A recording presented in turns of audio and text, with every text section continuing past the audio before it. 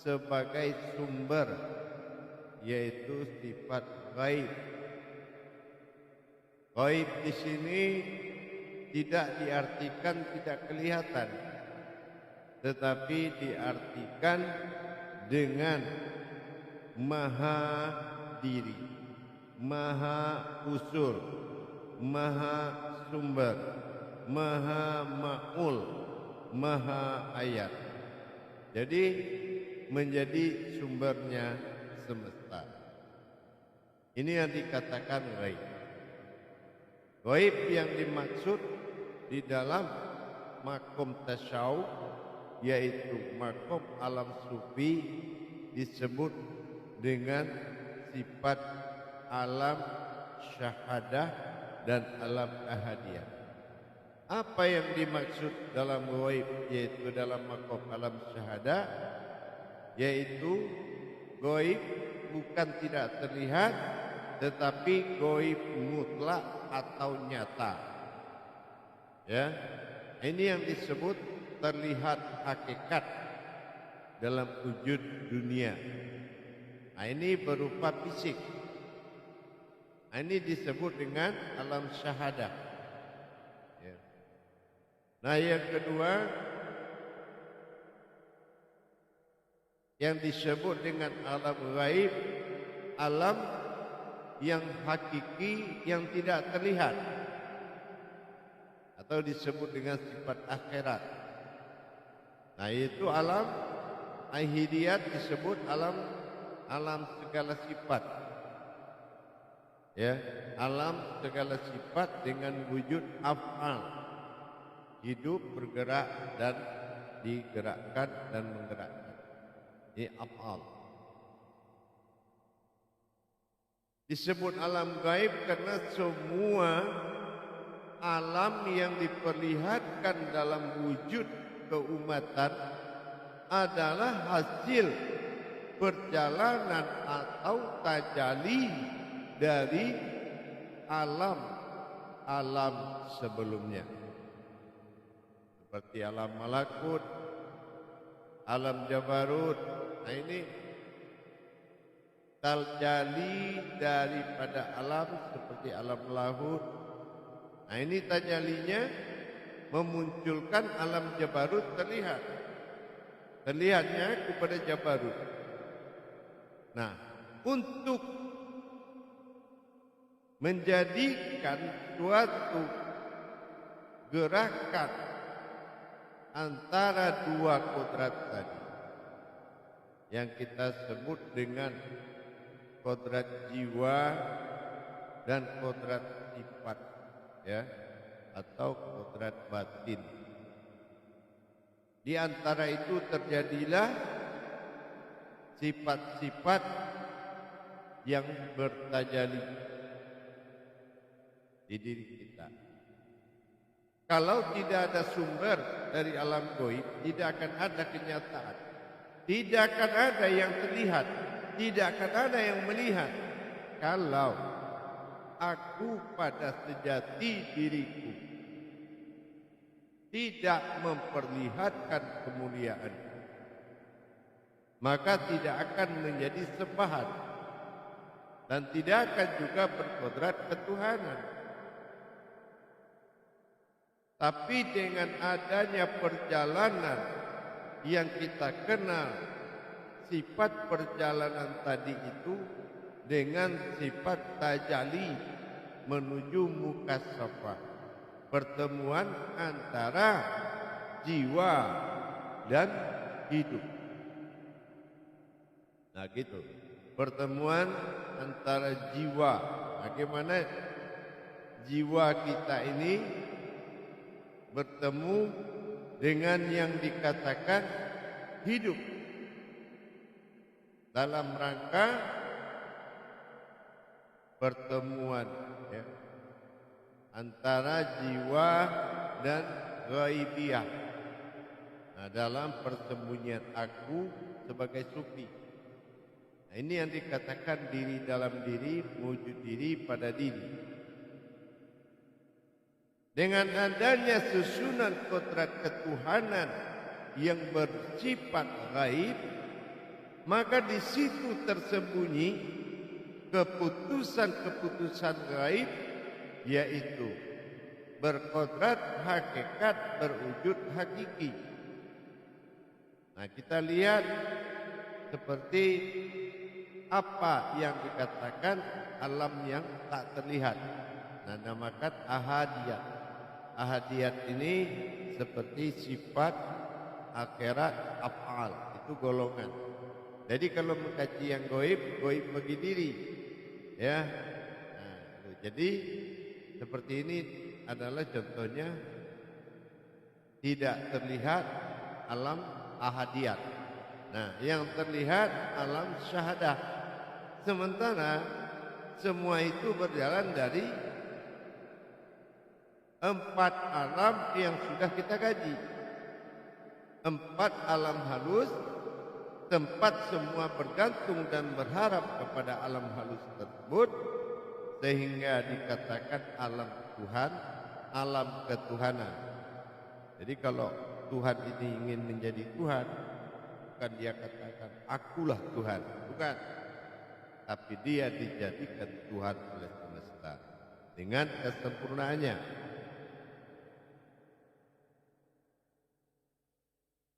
Alam sufi ini proses dari perjalanan sufi, ya. Dari alam lahut kita sudah mengenal kalau sufiku terbuat dari kekuasaan dan kekuatan, ya.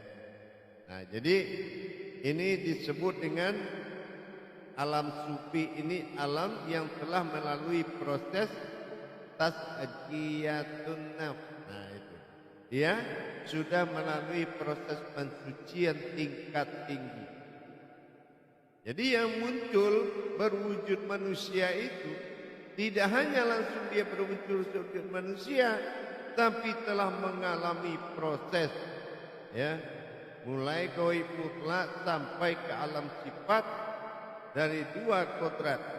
Gaib itu gaib terlihat dengan gaib tidak terlihat. Ini yang disebut dengan syahadah dan ahadiyat. Nah, gitu. Ini adalah sarana awal himpunan menjadi kajian tajali menuju mukasyafah di dalam makom ma'rifatullah. Pertemuan demi pertemuan, pertemuan malakut, pertemuan dari lahut, bertemu lagi dengan Jabarut, bertemu lagi dengan Nasyud, akhirnya bertemu lagi dengan gaib. Ini adalah mukasyafah, terhimpun menjadi kodrat gaib mutlak, ya, dengan gaibiyah. Nah, ini yang menjadi zahir batin. Tapi zahir batin uluhiyah dari sekalian alam,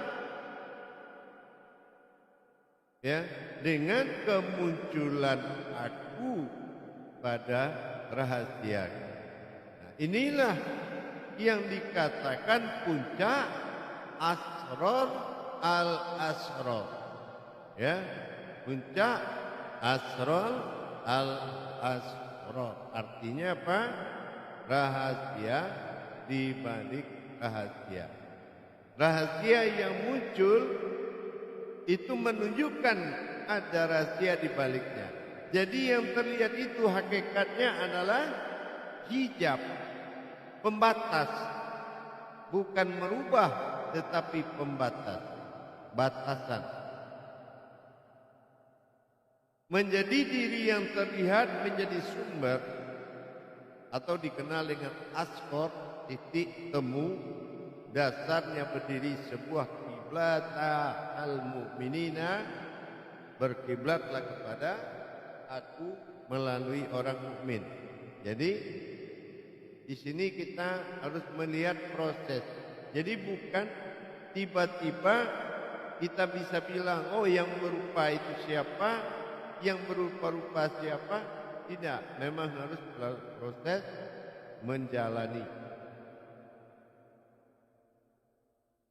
Tersingkapnya hijab membuat gaib mau dikenal.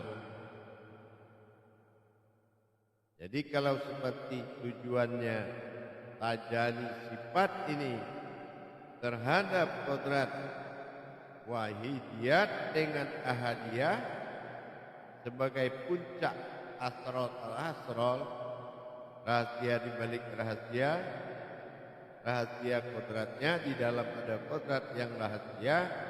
Ini adalah menunjukkan alam sufi itu adalah fisik dan gaib, tidak ada perbedaan. Ghaibi wal ghaibiyah. Nah, jadi harus melalui proses terhadap lanjutan kajian nasur.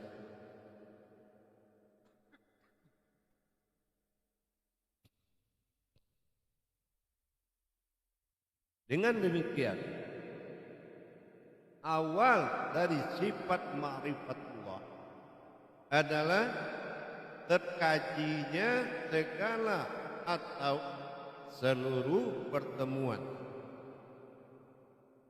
Terkajinya seluruh pertemuan menjadi sebuah wujud zahir dan batin. Makanya dia katakan zahiru wal batinu.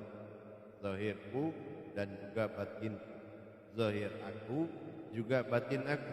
Nah, sangat memiliki tasdik atau makna yang banyak. Di dalam perjalanan nasun pada wujud ghaibiyah pada langkah kelima ini menjadi sumber dari segala yang gaib. Jadi kalau mengkaji aku dalam masalah ghaibiyah, bukan kaji alam gaib, bukan kaji makhluk gaib, tetapi mengkaji kegaiban diriku menjadi suatu hakikat yang terlihat. Itu yang dikatakan alam gaib diri. Nah, kalau kita lihat nih di Al-Baqarah ayat 3. Alladzina yu'minuna wa bil ghaibi wa yuqimuna as-salata wa mimma razaqnahum hum yunfiqun. Itu sangat jelas. Barang siapa yang yakin dengan kegaibanku wa yuqimuna as-salat, artinya yang berhubungan dengan aku, tentang aku, wa mimma razaqnahu, sesungguhnya dia telah menemui dan bertemu sebuah nikmat yang paling besar, keberuntungan yang paling besar. Yunfikun, yang sangat nyata dan akan nyata. Ini kunci tentang himbauannya pada Al-Quran Al-Baqarah ayat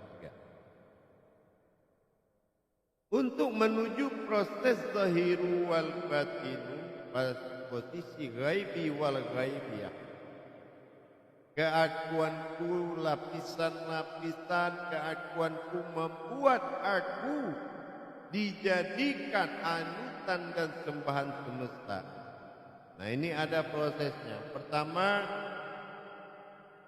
telah melalui alam syahadah, yaitu memiliki suatu yang disebut mulki.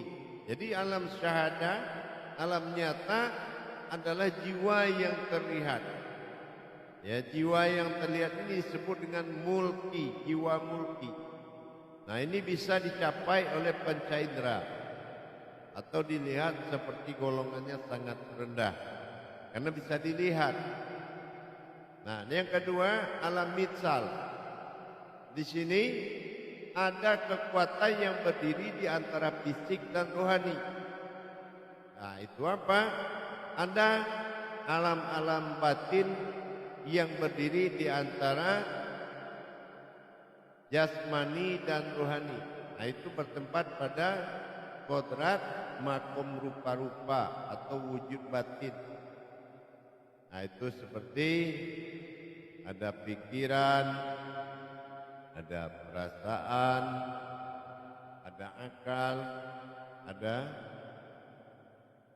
iman, segala yang tajalli penampakan. Misal kalau penampakan syahadah kan kita tahu kemampuan melihat, merasa, mendengar, ya harus tercapai ya, dengan kodrat syahadah. Terlihat mulki, ya, mulki itu terlihat sebuah jiwa.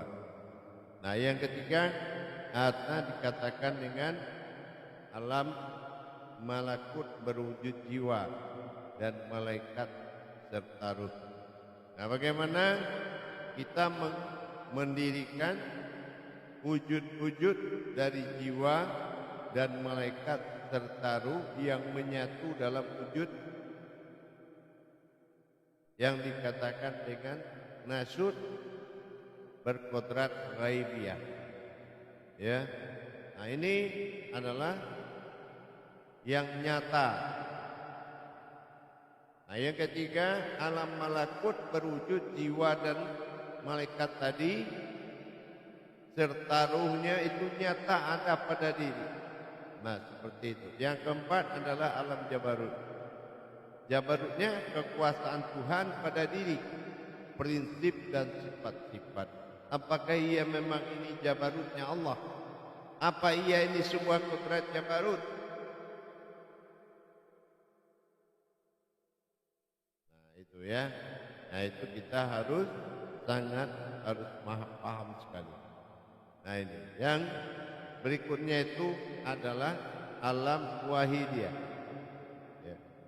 Nah, kalau jabarut itu adalah seorang yang prinsipnya kuat dan susah ditumbangkan dalam isi akal, tetapi dia sangat kuat. Nah, ini ada sejatinya jabarut. Alam wahidiyat yang kelima adalah ahadiyah. Wahidiyat dan ahadiyah melihat dirinya sebagai puncak asrar al-asrar, rahasia di balik rahasia.